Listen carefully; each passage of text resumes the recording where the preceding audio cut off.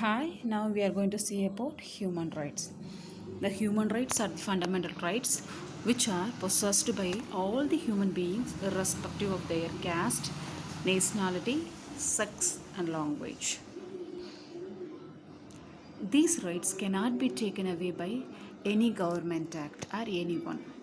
As natural rights, they are seen as belonging to men and women by their very nature. India is a democratic country. The aim of our government is to ensure happiness to all the citizens with equal rights, opportunities, and comfort. Every citizen must enjoy certain rights and also has certain duties towards the country. Now let us see about the Universal Declaration of Human Rights. It was established in 1948. Some of the main declaration of human rights which are globally accepted are as follows. Now let us see one by one. The first one is the human right to freedom. The second one is the human right to property. Third one is the human right to freedom of religion. And then fourth one is the human right to culture and education.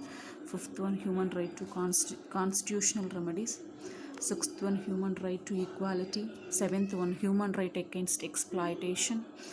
Eighth one, human right to food and environment. Ninth one, human right to good health. Now let us see one by one. First one, human right to freedom. Every citizen has the freedom to express his views freely. Citizens can assemble at any place to express their views. And they have freedom to form unions or associations. They have freedom to build their house wherever they will like. And then they have full rights to start any profession. And then now let us see what is human right to property. Every human being has the right to own property. The third one is the human right to freedom of religion. Every citizen has the freedom to choose their religion according to his wishes. All religions are equal before the law. The fourth one is the human right to culture and education. All the citizens have the equal rights both in culture and education. The minority communities like Christians, Muslims have their own rights to conserve culture, language, and to establish educational institution of their own choice. Fifth one is the human right to constitutional remedies. If a citizen is denied of any of these fundamental rights, he or she can go to the court for protection. The court has the power to protect the basic rights of the citizen. Human right to equality. All citizens are equal before the law. There is no discrimination on grounds of religions, caste, sex, or place of birth. All are given equal opportunity for employment. Human right against exploitation. Children should not be employed as a labor. Every citizen has the right to fight against exploitation. Eighth one is the human right to food and environment. All the human beings have the right to get sufficient healthy food, safe drinking water, and healthy environment. Human right to good health. All human beings have the right to have very good physical and mental health. Now let us see what is value education. We know the education is learning through which knowledge about the particular thing can be acquired. With the help of our knowledge and experience, we can identify our values to understand ourselves and our relationship with others and their environment. There are two types of educations are available. One is the formal education, another one is the value education. If it is the formal, they are self-related. All the people will read, write, and will get good jobs and tackle any problem only with the help of formal education. The second one is the value education. It is an instrument used to analyze our behavior and provide proper direction to our youth.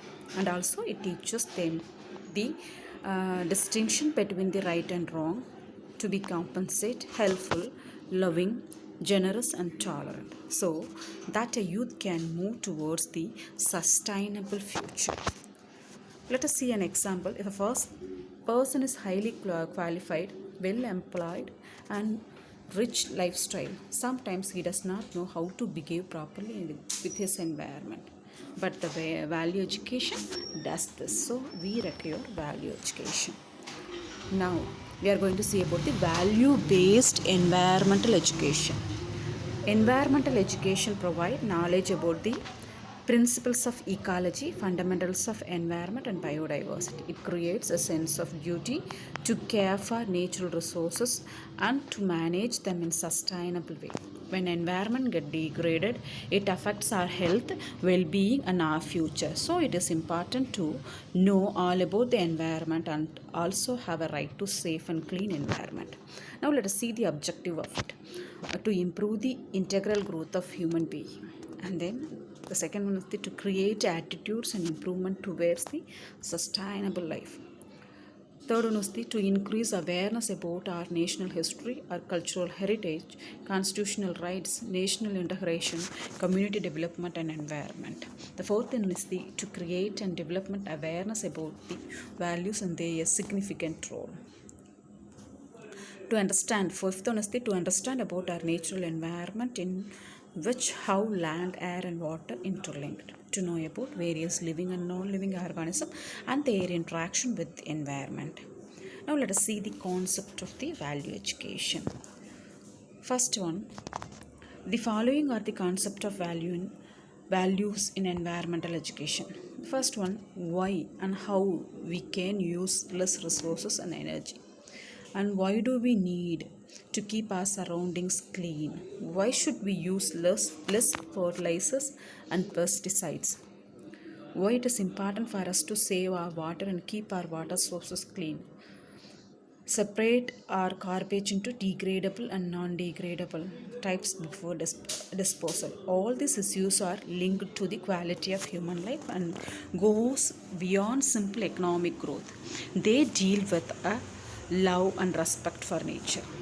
Now let us see the methods of importing value education. The first one is the telling. It is the process of developing values to enable a people to have a clear picture of value laden situation by means of his own narration of the situation. Second one is the modeling. It is a method in which a certain individual perceived as an ideal value is presented to the learners as a model. Role playing. Acting out the true feelings of the actor or actors by taking the role of another person by without risk of reprisal. Fourth one is the problem solving. It is a method wherein a dilemma is presented to the learners, asking them what decision they are going to take. The fifth one is the studying biographies of great men. This method makes use of the lives of the great man as the subject matter for trying to elicit their good deeds and thoughts worthy for the illumination. Now let us see the types of values. The first one is the social value or universal value.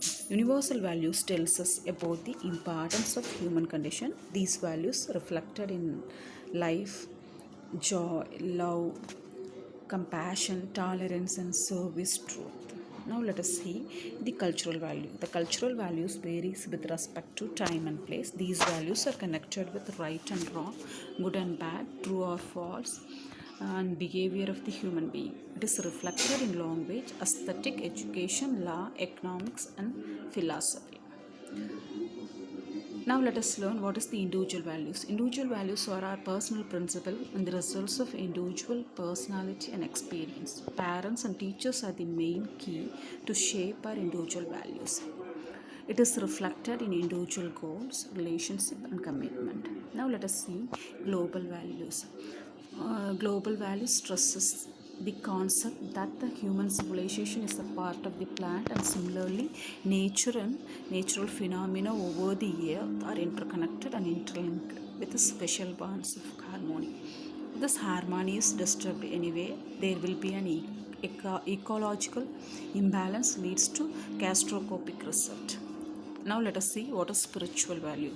It promotes conservationism and transform our consumeristic approach. It reflected in self-resistance, self-discipline and contentment reduction of wants.